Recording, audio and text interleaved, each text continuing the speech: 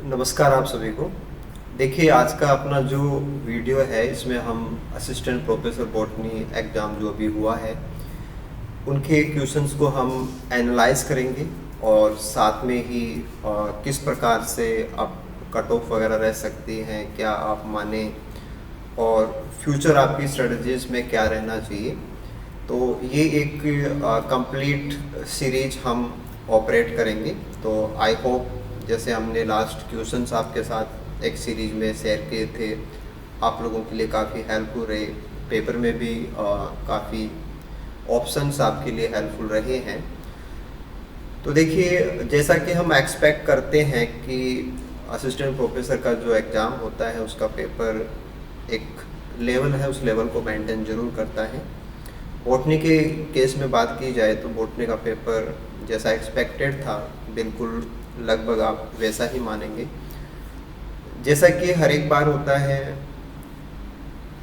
आप अचानक से ऐसे किसी बड़ी एग्ज़ाम के अंदर बहुत आगे नहीं निकल सकते। ये एक कंटिन्यूस प्रोसेस होती है।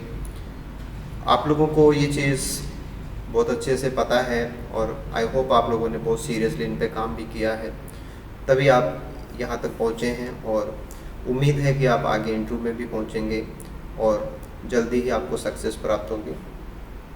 तो हमारी तरफ से पूरी कोशिश रहेगी कि जो क्वेश्चन आपसे पूछे गए थे, जब तक आरपीएससी कुछ नहीं बताती है तब तक आप उनके बारे में क्या माने, आंसर्स के बारे में कन्फ्यूजन जो है वो आपके दूर रहें। और फिर भी जैसा कि हर बार होता है वैसा इस बार भी होगा ही, ऐसा हम मना नहीं कर सकते। बहुत सारे क्वेश्चन हैं जिन पे डाउट्स होंगे, आरपीएससी के आंसर हैं उनसे हम संतुष्ट नहीं होंगे, तो ऑब्जेक्शंस का भी मैटर आएगा। जैसा कि एक ट्रेंड है, काफ़ी सारे क्वेश्चंस डिलीट भी हो जाते हैं, तो ये एक दुर्भाग्य है। लेकिन हमें एक मार्जिन के साथ आगे बढ़ना होता है। इन सारी चीज़ों के बाद में भी हमें अपने स्कोर के ऊपर फोकस रखना है और किस प्रकार से फ्यूचर के साथ आप अपना प्लानिंग लेंगे, जैसे कि आप इंटरव्यू के लिए सोचें या ना सोचें, उन चीज़ों को भी हम आपके साथ ज़रूर लेंगे। तो चलिए स्टार्ट करते हैं। सबसे पहले हमारा बॉटनी का पेपर फेस्ट रहेगा। तो पेपर फेस्ट के क्वेश्चंस को हम लगातार एक सीरीज में लेंगे, उसके बाद में पेपर सेकंड के क्वेश्चंस को लेंगे। और जैसा कि आज ये ख़त्म नहीं हो सकता, जैसे आपने एग्ज़ाम दे दिया आप चाहते कि सब कुछ यहीं फिनिश हो गया, ऐसा कुछ नहीं होता। मैंने अभी थोड़ी देर पहले बताया था कि ये एक कंटिन्यूस प्रोसेस है, टाइम भी लग जाता है, एग्ज़ाम में भी लग जाता है, सक्सेस तक पहुंचते भी बहुत टाइम लग जाता है, नंबर ऑफ चांसेस भी आपको ऑप्ट करने पड़ सकते हैं। बट जो डेडिकेट हैं, जो सीरियस है अपने टारगेट को लेकर के, वो डेफिनेटली एक दिन वहाँ पहुँचते हैं। तो मेरी तरफ से आप सभी को ढेर सारी शुभकामनाएं। और एज़ पर माई नॉलेज और एज़ पर माई वर्क में जो आपकी हेल्प कर सकता हूँ, I am here to help you all. तो चलिए स्टार्ट करते हैं आज के हमारे सेशन को।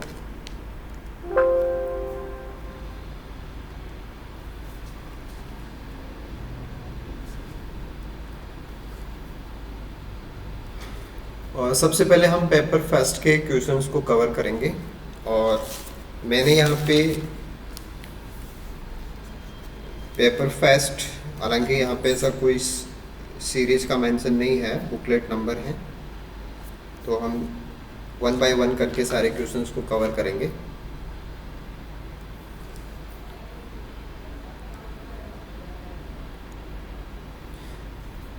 देखिए पहला क्वेश्चन अपने पास है कि the type of ovule where the embryo sac become horseshoe shape, कि घोड़े की जो पैर होता है ना, घोड़े की जो ताल होती है, खुर जो होता है, उसके सैप का एम्ब्रियो सैक हो जाता है, यानी कि उसमें कर्वेचर है, मुड़ाव है। तो ऐसी सैप हो और फ्यूनिकुलस और माइक्रोपाइल एक दूसरे के बहुत पास आ जाते हैं। तो आप सभी ने इसको तैयार किया है, ये बहुत ही एक अच्छा सा सेक्शन होता है, बार बार पूछा जाता है। This is amphitropous. Okay, next question पे आते हैं। ये था कि which of the following part is not found कि आपको कौन सा पार्ट नहीं मिलेगा। और ये केस है जो चंदन होता है ना, सेंटेनम सेंटेनम एल्बम है, चंदन को बोलते हैं अपन। तो चंदन के ओव्यूल के अंदर कौन सी चीज़ आपको नहीं मिलेगी, ऐसा पूछा जा रहा है। तो अपने आप में यूनिक होता है चंदन का पौधा। जैसे अगर आप एम्ब्रोलॉजी के पॉइंट ऑफ व्यू से जाएंगे ना, तो वहाँ पे आपको मिलेगा, न्यूट्रिशन के पॉइंट ऑफ व्यू से जाएंगे तो वहाँ पे इसके पॉइंट्स मिलेंगे। लेकिन आपको यहाँ पे ओव्यूल के बारे में पूछा जा रहा है। तो एग्ज़ाम से पहले भी हमारी जो इंटरेक्शन हुई थी, मैंने आप लोगों को काफ़ी बुक्स सजेस्ट की थी, और उन बुक्स के अंदर ये चीज़ बहुत ही आराम से आपको मिल जाती है। देखिए यहाँ पे जो आंसर है दैट इज़ इंटैगमेंट, कि सेंटेनेसी के जो मेंबर्स हैं उनके अंदर इंटैगमेंट है वो मिसिंग होती है, और ओनली जो न्यूसेलस है वही कवरिंग का काम करता है, और उसके बाहर के जो ब्रैक्ट्स हैं वो न्यूसेलस को घेरे हुए होते हैं। तो प्रॉपर जो इंटैगमेंट है वो आपको मिसिंग मिलेगी। नेक्स्ट वन क्वेश्चन ये था कि select the plants having abnormal secondary growth in their stem. तो स्टेम के अंदर एबनॉर्मल सेकेंडरी ग्रोथ को लेकर के ये पूछा हुआ है। देखो यहाँ पे जो ऑप्शन दिए हुए हैं वो सारे मोनोकोट के हैं, और मोनोकोट के अकॉर्डिंग ये चीज़ आप लोगों ने बहुत आराम से पढ़ रखी है कि ड्रेसिना है, यूका है, इनके अंदर एबनॉर्मल फीचर्स हैं वो देखने को मिलती है। बैम्बू बांस को बोलते हैं, बनाना है, इनके अंदर ऐसा कुछ नहीं है। ओके, नेक्स्ट वन क्वेश्चन है कि which of the following type of meristem, कि मेरिस्टेम का कौन सा प्रकार है जो शामिल है involve in the early development of embryo. तो डेवलपमेंट ऑफ एम्ब्रियो की बात की जाए या एम्ब्रियोजेनेसिस के पॉइंट ऑफ व्यू से बात करें, तो जब एम्ब्रियो का फॉर्मेशन होता है, यानी कि ग्लोबुलर स्टेज से जब आप आगे बढ़ते हैं, तो एम्ब्रियो के अंदर जो डिफरेंट पार्ट्स डेवलप होंगे, तो उन सबको लाने का, उन सबको इनिशिएट करने के लिए जो मेरिस्टेमेटिक जो पूरा का पूरा जो टिश्यू है, टिश्यू तो नहीं बोल सकते उसको, मेरिस्टेमेटिक जो सेल्स का गुच्छा होता है वो मास मेरिस्टेम कहलाता है ना। File meristem, plate meristem, rib meristem, ये लीफ के डिफरेंशिएशन के लिए मेनली आप तैयार करते हैं। तो answer will B mass meristem. अगला क्वेश्चन था कि ऑर्किड प्लांट्स जो कि ट्रॉपिकल एरिया के अंदर जो बड़े ट्रीज होते हैं उनके ऊपर एज ए स्पेस पैरासाइट रहते हैं। हालांकि स्पेस को लेने के हिसाब से पैरासाइट होते हैं, लेकिन प्लांट्स जिसके ऊपर वो ग्रो करते हैं उसको कोई प्रॉब्लम नहीं होती है। तो स्पीशीज इंट्रैक्शन से हम ऑर्किड्स को जानते हैं। लेकिन यहाँ पे पूछा गया कि ऑर्किड की जड़ें जो हवा में लटकती है उनके ऊपर एक कवरिंग होती है जिसको अपन वेलामेंट टिश्यू बोलते हैं। तो वेलामेंट टिश्यू का फंक्शन क्या है, द फंक्शन ऑफ वेलामेंट क्या है? तो देखिए मैन इसका फंक्शन तो होता है कि हवा में से जो नमी होती है उसको सोखता है, लेकिन जो ट्रीज हैं और उन ट्रीज के जो ट्रंक हैं, जो छाल होती है, तने होते हैं, वहाँ पे जो मिनरल्स हैं उनको भी सोखते हैं। तो right answer will B absorption of water and mineral, यानी कि third one will be right. Okay, अगला क्वेश्चन था कि है ना एपी हाइड्रोफिलिया, ना ये थोड़ा सा आपको ऑटो स्टडी करना पड़ेगा भाई, है ना। आरबीएससी और राजस्थान के अंदर ऐसी चीज़ें स्वाभाविक है, मिल जाएगा, कोई इश्यू नहीं है। बट ज़्यादा बात आती है आपको पेपर अटैम्प्ट करना है तो क्वेश्चन तो आपको करना ही पड़ेगा। तो एपी हाइड्रोफिली है, तो जल की सतह से ऊपर जो पॉलिनेशन होता है उसके बारे में आपको बताना है। और एपी हाइड्रोफिली का मतलब ये होता है कि पोलन का जो कांटेक्ट है स्टिग्मा से, बाकी मैटर से आपको कोई लेना देना नहीं होता है। रियल साइंस होता है कि पोलन स्टिग्मा को टच करे और वो पानी से ऊपर करे। तो ऐसा आपको देखने को मिलेगा वेलिस्नेरिया के अंदर। कि वेलिस्नेरिया के अंदर जो मेल फ्लावर्स हैं उनके जो पोलन, जो कि काफ़ी लंबे पोलन होते हैं, थ्रेड लाइक होते हैं, वो पानी के ऊपर तैरते हैं। जहाँ पे फीमेल फ्लोर आ रखा है उसके चारों तरफ रोटेट करते हैं, और जो कॉन्टैक्ट है वो सतह के ऊपर होता है। तो that's why Vallisneria will be answer of AP hydrophily. Okay, अगला क्वेश्चन एम्ब्रियोलॉजी से है कि what is the function of filiform apparatus. तो ओव्यूल की स्ट्रक्चर आप लोगों ने डिटेल में पढ़ी है, वहाँ पे हम फिलीफॉर्म अपरेटस को जानते हैं। और वहाँ पे अगर हम बात करें तो जो फिलिफॉर्म अपरेटस है उसका जो मेन काम होता है वो होता है कि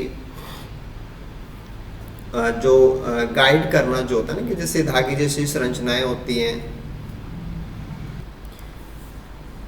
तो एक्चुअल में बात की जाए तो फिलिफॉर्म अपरेटस का मतलब होता है कि जो सिनर्जिड्स होते हैं उनमें कुछ धागे जैसी संरचनाएं होती हैं और वो मेनली जो पोलन ट्यूब की एंट्री होती है उसको कंट्रोल करती हैं, गाइड करती हैं पोलन ट्यूब की एंट्री को। तो guide the pollen tube entry,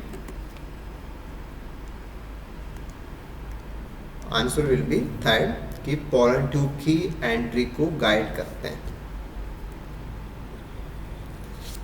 okay, next one question था कि फंक्शन क्या है एम्ब्रियोनल सस्पेंसर का, कि एम्ब्रियो जो प्रॉपर एम्ब्रियो होता है उसके पीछे एक स्टॉक जैसी संरचना, जो कि हिंदी में जिसको अपन निलंबक बोलते हैं, सस्पेंसर बोलते हैं, उसका काम क्या है। तो उसका काम होता है कि जो न्यूट्रिटिव टिश्यू है और जो यहाँ पे एंडोस्पर्म एक न्यूट्रिटिव टिश्यू डेवलप होता है उसके बीचों बीच तक एम्ब्रियो को पहुँचाना, ताकि सराउंडिंग से एम्ब्रियो को आराम से न्यूट्रिशन मिल सके। तो पुश करने का काम करता है, पुश द एम्ब्रियो एंडोस्पर्म के अंदर काफ़ी डीप तक। तो सस्पेंसर का काम न्यूट्रिशनल एनवायरनमेंट के अंदर एम्ब्रियो को इस्टेब्लिश करना होता है। ओके, अगला क्वेश्चन जो कि आप लोग तैयार करके गए थे ये बिल्कुल वहीं से है। एक पैट एरिया होता है और जो कॉम्बिनेशन है वो कॉम्बिनेशन हमें थर्ड ऑप्शन के अंदर बिल्कुल सही मिल जाएगा कि टाइप्स पूछे हैं और उनके एग्जाम्पल्स हैं। तो अगर आप बात करेंगे मोनोस्पोरिक की, तो पॉलीगोनम जो कि सबसे बेसिक है, मोनोस्पोरिक 8 न्यूक्लिएट का एग्जाम्पल है। मोनोस्पोरिक 4 न्यूक्लिएट के अंदर ओइनोथेरा है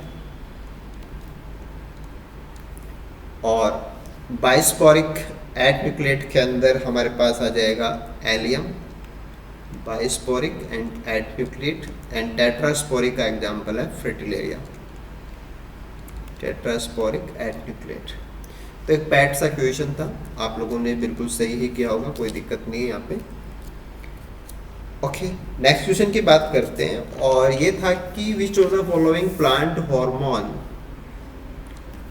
is associated with the climacteric fruits, की जो तोड़ने के बाद में जो कच्चे फल आप तोड़ते हैं वो जब तोड़ने के बाद में अगर वो पक जाते हैं, है ना, क्लाइमैक्सेट्रिक फ्रूट्स, तो फलों के पकने से जुड़ा हुआ इश्यू है। और इन दिनों में तो बहुत सारा न्यूज़पेपर में भी चल रहा है। तो फलों को पकाने के लिए हम इथाइलिन का इस्तेमाल करते हैं। तो right answer will be ethylene. अगला था कि which one of the following is popularly associate with the name of Justus von Liebig. तो इकोलॉजी के अंदर जो फैक्टर्स हैं और फैक्टर्स का जो प्रभाव पड़ता है, और कोई न्यूट्रिशनल फैक्टर जब मिनिमम अमाउंट में होता है तो वो ग्रोथ को, इन सबको रेगुलेट करने का या कंट्रोल करने का काम करता है। तो लॉ ऑफ मिनिमम लिविंग के साथ में जुड़ा हुआ मैटर है, ये इन्हीं का दिया हुआ है। तो मिनिमम जो अमाउंट होती है रिसोर्सेज की वो कैसे कंट्रोल करते हैं उसको लेकर के ये कॉन्सेप्ट है। बहुत ही सिंपल सा बात था। नेक्स्ट में क्वेश्चन थोड़ा सा ऐसे डीपली जाके कुछ पूछने की कोशिश की हुई है कि एंजियोस्पर्म्स के अंदर pollen grain is the first cell of male gametophyte. चलो ठीक है, कोई बात नहीं। It mitotically divides and give rise to generative cell and tube cell. ठीक है, ट्यूब सेल बड़ी होती है, जनरेटिव सेल छोटी होती है। सैप पूछी गई है, the sap of generative cell कैसी होती है। तो देखा जाए तो सैप होती है कुछ इस प्रकार की। तो फ्यूजिफॉर्म सैप है, किनारे उसके पतले होते हैं, बीच में से चौड़ी होती है। तो ये जो सैप है उसको अपन बोलते हैं by convex SAP. Option will be third, by convex. Next question था कि द नेम पेरिस्पर्म, अगेन एक पैट क्वेश्चन पूछा हुआ है। पेरिस्पर्म आप काली मिर्च वगैरह के अंदर बहुत आराम से इसको याद करके गए होंगे। तो न्यूसेलस का जो बचा हुआ भाग होता है, रेमिनेंट्स जो होते हैं, रेमिनेंट्स ऑफ न्यूसेलस, उसको अपन पेरिस्पर्म बोलते हैं। ओके, यहाँ पे पूछा गया था कि which among the following part of dicotyledonous embryo, है ना, डाइकोट एम्ब्रियो के हिसाब से बताना आपको, is not derived from embryonal cell. तो डाइकोट एम्ब्रियो का कौन सा पार्ट है जो एम्ब्रियोनल सेल से डेवलप नहीं होता? तो अब ऐसे क्वेश्चन में आंसर देना तो बड़ी मुश्किल की बात होती है, क्योंकि एम्ब्रियो का जो डेवलपमेंट है वो एम्ब्रियोनल मास की सेल से होता है। बट फिर भी जैसे आप थोड़ा सा इसमें लॉजिकली किसी आंसर पे अगर जाने की कोशिश करेंगे तो वो अपेक्स ऑफ रेडिकल ही होगा, लेकिन ऐसा कुछ हम इसलिए नहीं ले पाते क्योंकि मोनोकोट के अंदर तो मान लो कि आपके पास एक कॉन्सेप्ट है कि रेडिकल के बाहर कोलियोराइजा होती है ना, डाइकोट के अंदर तो ऐसा कुछ नहीं है, और रेडिकल से बाहर कुछ होता भी नहीं है। अपेक्स की बात करें, अपेक्स ऑफ रेडिकल, तो अपेक्स ऑफ रेडिकल के ऊपर तो रूट कैप है, तो ऐसा कुछ हम नहीं ले सकते। क्वेश्चन को आप जरूर डाउट वाला ही मानेंगे। देखते हैं आरपीएससी इस पे क्या एक्शन लेता है। हाँ, अगला था कि which among the following statement is not true, यानी कि गलत बात बतानी है फॉर के सिलेक्टेड पॉपुलेशन स्पीसीज। तो जो बड़े आकार के होते हैं, जिनका लाइफ स्पान बड़ा होता है, उन सब के लिए हम के सिलेक्टेड कॉन्सेप्ट को अप्लाई करते हैं। तो लार्ज बॉडी तो इनकी होती है, डिस्पर्सन इनका इतना ज़्यादा नहीं होता, लिमिटेड ही होता है। सर्वाइवशिप कर्व फेस्ट होता है जो कि कॉन्वेक्स है। फैकेंडिटी यानी कि सिंगल रिप्रोडक्टिव एपिसोड के अंदर एक फीमेल कितने प्रोजेनी प्रोड्यूस करती है उसको हम फैकेंडिटी बोलते हैं। तो फैकेंडिटी की हाई नहीं होती, लो होती है। तो गलत बताना था, तो यही गलत बात है, आंसर विल बी फोर्थ। और अगला क्वेश्चन था कि प्लांट सक्सेशन के अंदर which existing community is replaced by an external condition, यानी कि जो इकोसिस्टम है वहाँ पे जो कम्युनिटी है वहाँ की चीज़ें कंट्रोल नहीं कर रही हैं, बाहर की कोई कंडीशन है उससे कम्युनिटी रिप्लेस होती है। तो अगर हम किसी भी सक्सेशन के अंदर जो फोर्स है, चेंज के लिए जो फोर्स जिम्मेदार होता है, अगर हम बाहर का लेते हैं तो वो एलोजेनिक कहलाता है। तो सिस्टम से बाहर का कोई भी फोर्स अगर सक्सेशन को ऑपरेट कराता है, डायरेक्ट करता है, गाइड करता है, तो that will the matter of allogenic succession. Okay, अगला क्वेश्चन है ना, काफ़ी ठीक ठाक बढ़िया क्वेश्चन है, आप लोगों को भी देख के खुशी हुई होगी कि if a given gene in a randomly mating population, यानी कि हार्डी वीनबर्ग इक्विलिब्रियम से क्वेश्चन पूछा हुआ है, वहाँ आपको 3 एलील दी हुई हैं, ए, बी और सी, और उनकी फ्रीक्वेंसी है 0.5, 0.2 एंड 0.3। और आपसे पूछ रहा है कि what is the expected frequency of genotype. देखो, एलील फ्रीक्वेंसी ABC से रिप्रेजेंट होती है, और जीनोटिपिक फ्रीक्वेंसी है वो p² q² है ना, r², 3 एलील लिए तो आपके पास r² भी आ जाएगा, है ना, 2pq 2qr इनसे आएगा। और वो क्या क्या पूछा है, AB के भी जीनोटाइप वाले कितने होंगे एंड BC। तो AB वाले तो होंगे आपके पास 2pq और BC वाले होंगे 2qr। तो आप इसको अप्लाई करेंगे, तो अप्लाई करने पे जो आंसर है आप इनकी फ्रीक्वेंसी को यूज़ कर लीजिए, कैलकुलेट किया होगा आपने, और आई होप आपने कैलकुलेट किया, तो आंसर विल बी फास्ट। तो वैसे कुछ नहीं था, आप केवल 2 एलील लेके समझते हैं, यहाँ पे 3 एलील होगी तो P + Q + R = 1 total allele frequency को आपको 3 के हिसाब से काम में लेना था। ओके, नेक्स्ट था कि जोन ऑफ वेजिटेशन सेपरेटिंग, कि वेजिटेशन को सेपरेट करने वाला zone 2 different types of plant communities. जैसे 2 डिफरेंट प्लांट कम्युनिटीज हैं, जैसे आपने ग्रासलैंड और फॉरेस्ट ले लिया, तो उनको या उनकी वेजिटेशन को सेपरेट करने वाला जोन जो उनके बीच में होता है उसको अपन इकोटोन, है ना, एज इफेक्ट, ये उसी से जुड़े हुए टर्म है, तो right answer will B ecotone.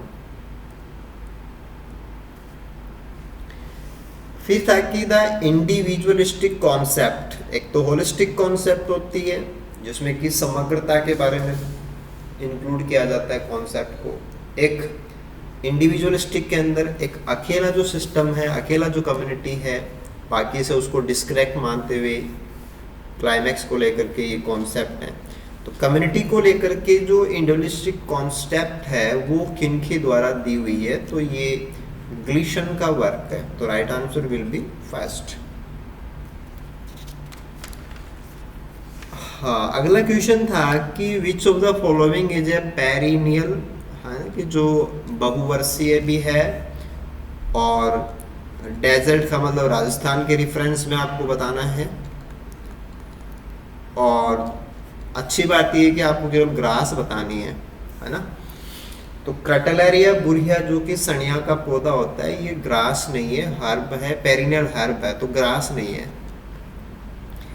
Lazarus सिंडिकस जो कि सेवण घास होती है, तो सेवण घास पेरिनियल ग्रास है, पश्चिमी राजस्थान के अंदर, है ना, ये एक काफ़ी न्यूट्रिटिव ग्रास के रूप में है, तो राइट आंसर इज लेजारस सिंडिकस।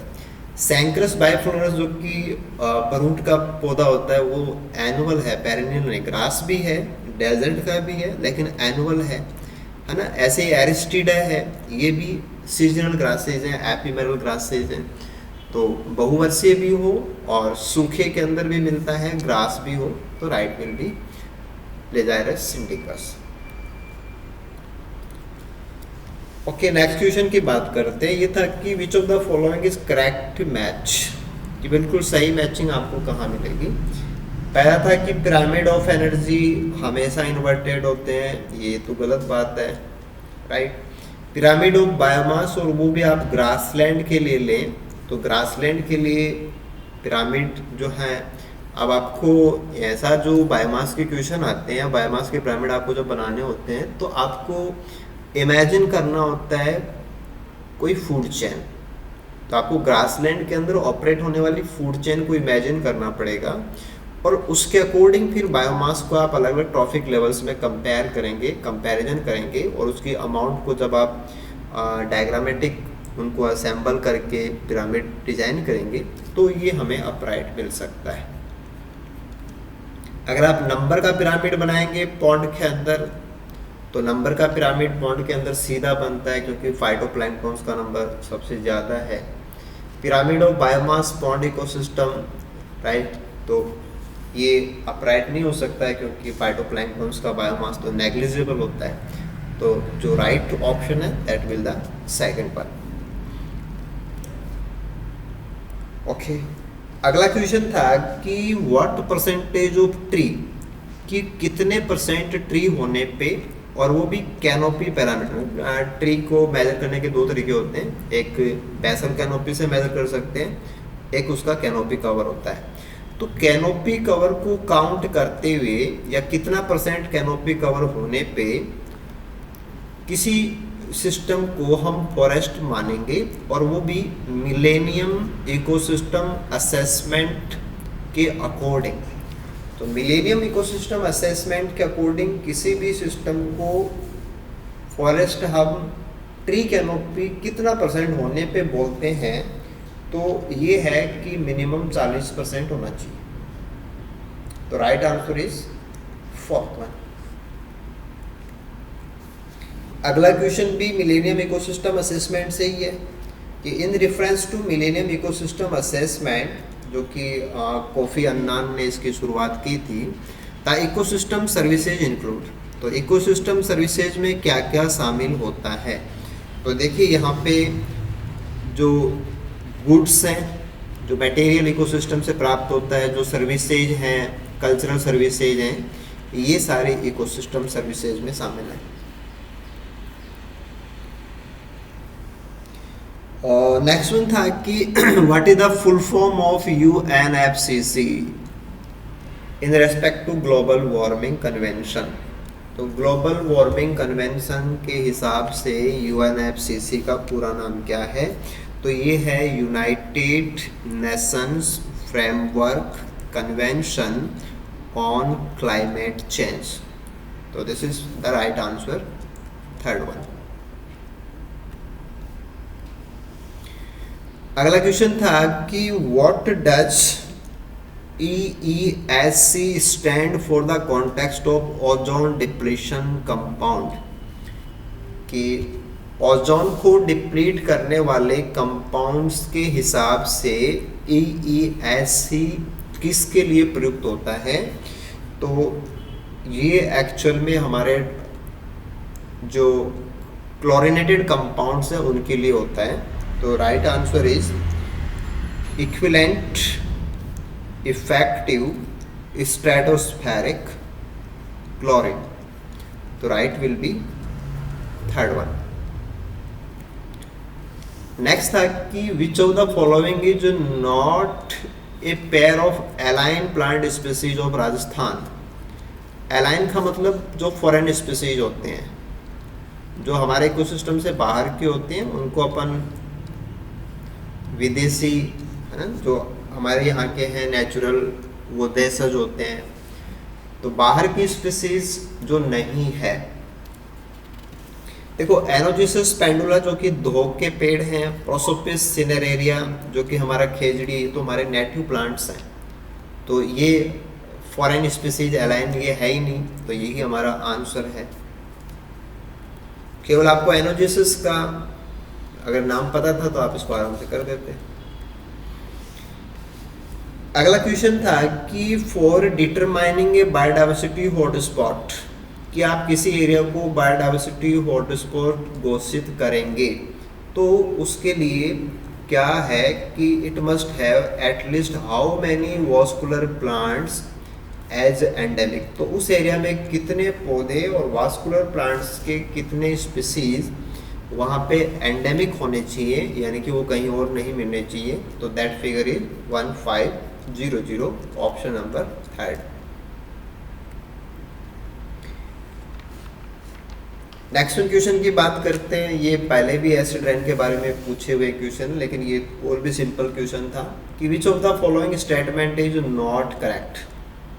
देखो इस पेपर में कई सारे क्वेश्चन हैं, उनकी लैंग्वेज को थोड़ा सा घुमाने की कोशिश की गई है। मे भी आप लोगों को कहीं ना कहीं से दिक्कत भी हुई होगी, कोई क्वेश्चन आपने गलत भी किया होगा, ये भी कारण हो सकता है। तो फॉल्स बात बतानी है।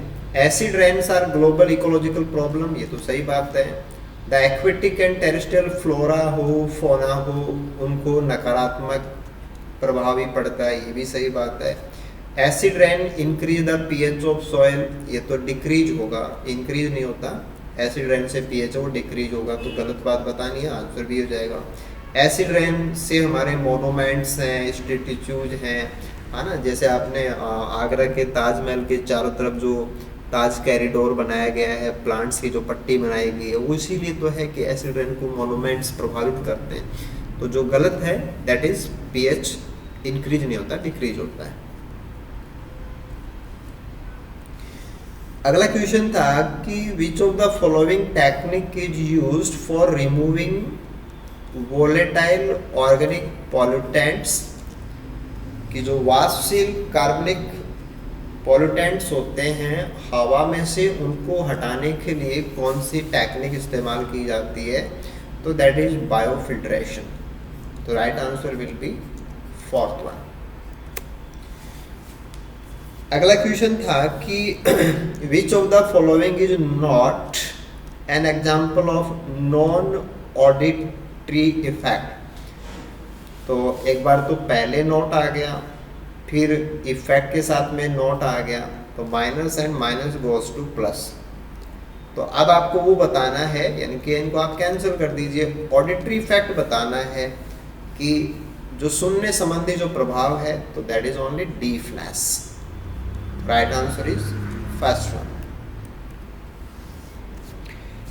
नेक्स्ट था कि राजस्थान स्टेट बायोडाइवर्सिटी बोर्ड की जो स्थापना है वो कब हुई है। तो this is 14 September 2010, option number second. अगला क्वेश्चन था कि जो पैन है ना, कि प्रॉक्सी एसिटिल नाइट्रेट आपने एयर पॉल्यूशन के अंदर और प्राइमरी पॉल्यूटेंट, सेकेंडरी पॉल्यूटेंट, इन सब में आपने अच्छे से तैयार किया होगा। तो एक सिंपल सा क्वेश्चन था, which block hill reaction in plants is categorise as. तो पैन कौन सी कैटेगरी में आता है? तो प्राइमरी पॉल्यूटेंट जब रिएक्ट करते हैं तो उससे सेकेंडरी पॉल्यूटेंट्स क्रिएट होते हैं, और पैन एक सेकेंडरी पॉल्यूटेंट है। अगला क्वेश्चन इकोनॉमिक बॉटनी से है कि रेसरपाइन जो कि एक ड्रग है वो किससे प्राप्त होती है? तो जो सर्पगंधा के पौधे हैं, रोल्फ या सर्पेंटाइना, ये उनसे प्राप्त होने वाली ड्रग है। नेक्स्ट वन था कि जो भारतीय कृषि अनुसंधान परिषद है ना, Indian council of agriculture research, और उनका एक संस्थान है Indian institute of millet research. तो मिलेट रिसर्च को समर्पित जो भारतीय कृषि अनुसंधान का जो संस्थान है वो कहाँ पे है? तो राइट आंसर इज हैदराबाद। अगला क्वेश्चन भी काफी सिंपल लेवल का है कि ट्रिटिकेल जो कि मैन मेड सीरियल के नाम से भी जाना जाता है, एक ऑक्टाप्लॉइड के नाम से भी आप इसको जानते हैं, first man made cereal crop has obtaining bye crossing wheat का सिकेल सीरियल यानी कि राई के साथ क्रॉस किया गया। तो right answer will be third one. अगला क्वेश्चन था कि बायोलॉजिकल वाटर क्वालिटी। देखो पॉल्यूशन से जो क्वेश्चन पूछे गए हैं वो ठीक ठाक क्वेश्चन पूछे गए हैं, बढ़िया लेवल के क्वेश्चन पूछे गए हैं, डायरेक्टली कम तैयारी से आप इनको नहीं कर सकते। ये था कि बायोलॉजिकल वाटर क्वालिटी क्लासिफिकेशन के according of water is based on saprobic score. तो पानी का जो प्रदूषण का स्तर है उसको अपन सेप्रोबिक स्कोर से नापते हैं, और फिर पूछा जा रहा है कि अगर सेप्रोबिक स्कोर किसी वाटर सैंपल का आपके पास अगर 1 आ रहा है तो उसका मतलब क्या होता है? यानी कि किसी वाटर सैंपल का स्कोर अगर 1 आया है तो सेप्रोबिक इंडेक्स के अकॉर्डिंग आप ऐसे पानी को क्या मानेंगे? तो ये अनपॉल्यूटेड या वेरी लाइट जो कि ड्रिंकेबल वाटर होता है उस कैटेगरी का होता है। तो right answer will be third. अगला था कि ऑक्यूपेशनल यानी कि जो व्यवसाय होता है, व्यवसाय से जुड़ी हुई डिजीज है, दिस इज द बायस्नोसिस। तो जो लंग्स के अंदर जो सेलोजिक फाइबर्स हैं वो जमा हो जाते हैं, रेस्पिरेटरी सिंड्रोम्स को जो होते हैं। तो कॉटन डस्ट इसका आंसर है कि कपास की प्रोसेसिंग से काम करने वाले जो वर्कर हैं तो कपास की जो डस्ट होती है जो कि सेलुलोजिक डस्ट होती है उससे बायस्नोसिस होती है। अगला क्वेश्चन देखिए, ये था कि which of the following plant is critically endangered as per IUCN red list of threatened species. आप देखिए क्या है कि ये एक बहुत ही कंट्रोवर्सी सब्जेक्ट होता है, बहुत ही अपडेट चीज़ें यहाँ पे आपको लेनी होती हैं, और क्वेश्चन बनाने में इतना कुछ होमवर्क नहीं किया जाता। तो आप यहाँ पे ध्यान देंगे कि राजस्थान के रेफरेंस में आपको ये आंसर बताना है, और आपको बताना है कि क्रिटिकली एंडेंजर्ड प्लांट कौन सा है। तो दैट इज गूगल के पौधे जिनको अपन कॉमीफोरा वाइटाई के नाम से जानते हैं। नेक्स्ट वन था कि the residual dry fibre. Residual का मतलब जो अवशेष बच जाता है, और वो भी किसका? गन्ने का। जब हम गन्ने में से जूस निकाल लेते हैं, जैसे आजकल गर्मी में आप लोग गन्ने का जूस पी रहे होंगे, आप पीना चाहिए ना अच्छे से, तो वहाँ आप देखेंगे कि मशीन में से जब जूस निकल जाता है तो वो जो बचा हुआ पार्ट है वो रेजिडुअल पार्ट है, और इसको अपन बैगेज बोलते हैं। तो दिस इज टेक्निकली या botanically that is non as bagasse. अगला क्वेश्चन इकोनॉमिक बॉटनी से कि जो लौंग होते हैं ना, क्लॉव लौंग को बोलते हैं। तो हम घरों के अंदर, हमारे किचन के अंदर जो लौंग है वो बॉटनिकली रिप्रेजेंट किस चीज़ को करती है? तो अनराइप फ्लोरल बर्ड्स होते हैं ना, कि कच्ची पुष्प कलिकाएँ हैं वो एज ए स्पाइसेस हम यूज़ करते हैं। तो right answer is floral bird, option first. अगला क्वेश्चन था कि भारत के अंदर है ना, in India for the testing of introduce plant material, यानी कि जो बाहर से हम जो भी प्लांट मटेरियल इंपोर्ट करते हैं या भारत में आता है, तो उसके लिए क्वारंटाइन सेंटर्स हैं और उनको जेनेटिक लेवल के ऊपर या जर्म प्लाज्म लेवल के ऊपर चेक करने के लिए रीजनल स्टेशंस बनाए गए हैं। और ये regional station national bureau of plant genetic resources new Delhi के अंदर जो है उसके अधीन काम करते हैं। तो भारत में ऐसे कितने क्षेत्रीय कार्यालय हैं? तो आंसर है 10।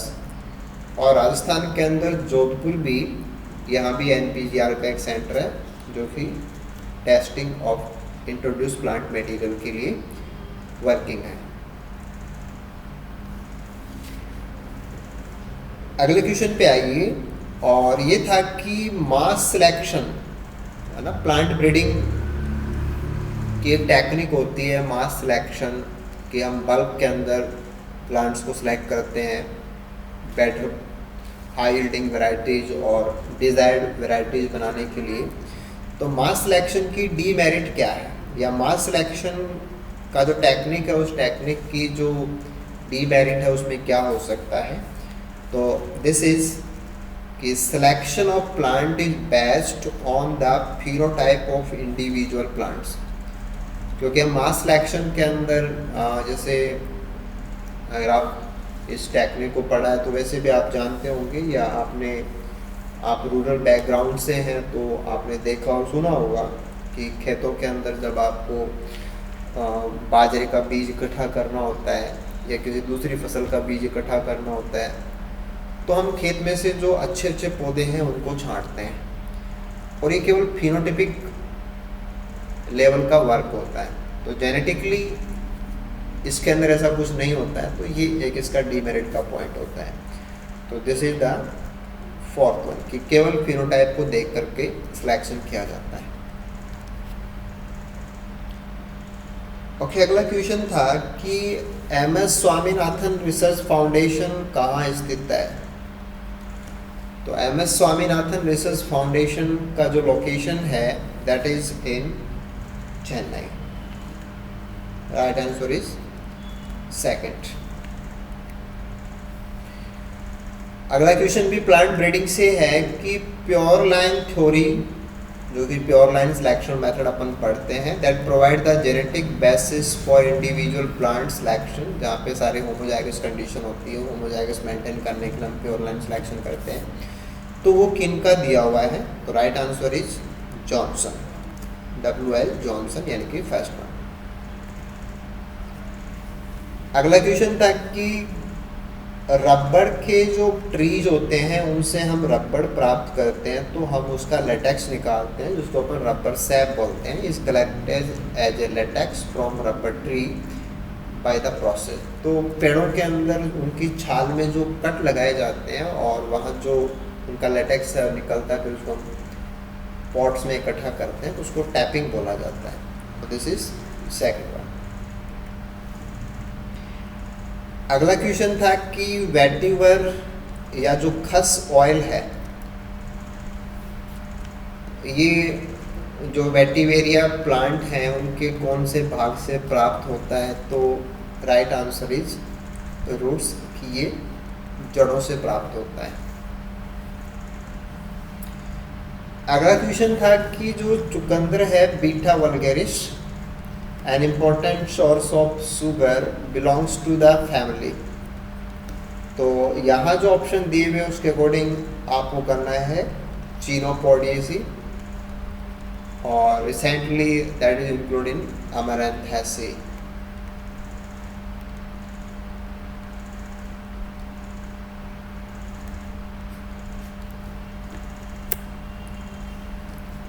नेक्स्ट वन इकोनॉमिक बॉटनी से ही है कि जो गोभी होती है ना, the cabbage, the edible part, उसमें क्या होता है? तो गोभी के अंदर जो खाने योग्य भाग है वो फ्लोरल बड होती है, इमेच्योर फ्लोरल बड ही होती है, जहाँ पे फ्लोरल्स एंथेसिस में नहीं गए होते। तो right answer will be third. और नेक्स्ट था कि हम मसाले के रूप में हींग का इस्तेमाल करते हैं, और फेरुला ऐसा पोर्टिडा से ये प्राप्त होने वाला एक प्रकार का रेजिन है, जो कि उसकी जड़ें और जो ज़मीन के अंदर जो राइजोम होते हैं उनसे निकलता है, और एक काफ़ी तीव्र गंध वाला कंपाउंड है। तो रूट एंड राइजोम इसका सोर्स है।